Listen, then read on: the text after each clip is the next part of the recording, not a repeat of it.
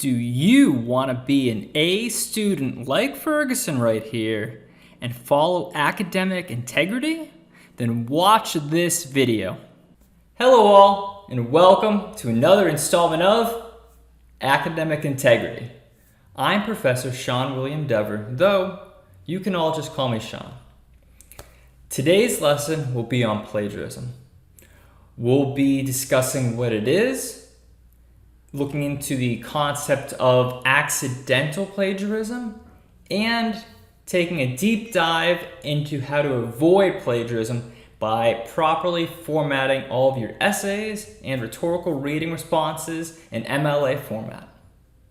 Without any further ado, let's begin. Here at Clayton State University, we pride ourselves on honesty and integrity, which is why plagiarism has no home here. Now, what is plagiarism, you may ask? Well, let's look no further than the online Merriam-Webster's dictionary. As you can see, Merriam-Webster Online, which is a fantastic dictionary to use, defines plagiarize as to steal and pass off the ideas or words of another as one's own, or use another's production without crediting the source. Now tell me, would Larry the Lock want you to steal someone else's work? The answer is no. Alright all, now that we've officially nailed down a definition of plagiarism, I think it's important we take a look at an example. Now don't worry, this isn't from a former student of mine.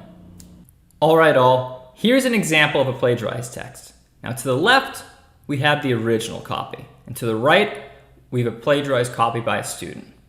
Now, you'll notice the vast majority of the text on the right is highlighted. That's taken directly from the original text. The few words that aren't highlighted are simply fillers. They serve no purpose at all. They don't add much original content. Everything here, for the vast majority, about 90% as you can see, is taken directly from the original. There are no quotation marks and no in-text citation. These are two extremely important things that are needed to adhere to MLA standards. Without that, this is a plagiarized example. All the student did was cut, copy, and paste. And now, let's be honest, that's not adhering to the academic integrity that we expect here at Clayton State University.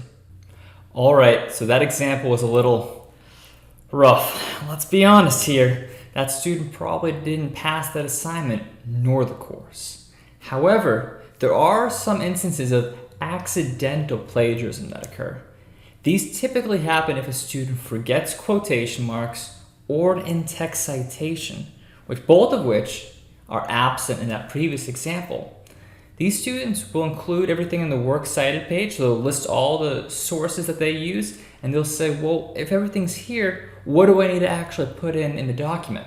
And that's where we circle right back to quotation marks and in-text citation. Why don't we take that previous example that we just looked at, put it on into Google Docs, and add those components so we can adhere to MLA format. Let's take a look. All right, let's take a look at this new version of the section that we took a look at a little earlier. Key differences are the revisions made so that the original content is now successfully integrated. Second, let's take a look at the first sentence here. I've taken a moment to preemptively establish who the author is and identify his credentials on this topic. Then, at the third sentence, we can note the beginning quotation marks with the end quotation marks coming one sentence later. Next, following the quote, you can see that I successfully integrated an in-text citation with the last name, comma, page number, which is how it should be formatted with MLA format in mind.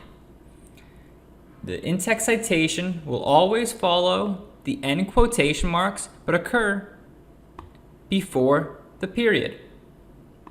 Finally, I made sure to explain the quote in this last sentence so that my audience can identify my understanding of Jones's words.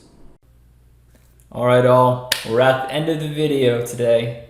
So let's go over what we talked about. We've discussed what plagiarism is. We've talked about what accidental plagiarism is and how that can occur. And then finally, we've determined how we can ensure that we never plagiarize by following proper MLA guidelines. Take all this advice with you as you continue your academic career here at Clayton State University. And remember, having academic integrity makes you a better student. Have a nice day, all.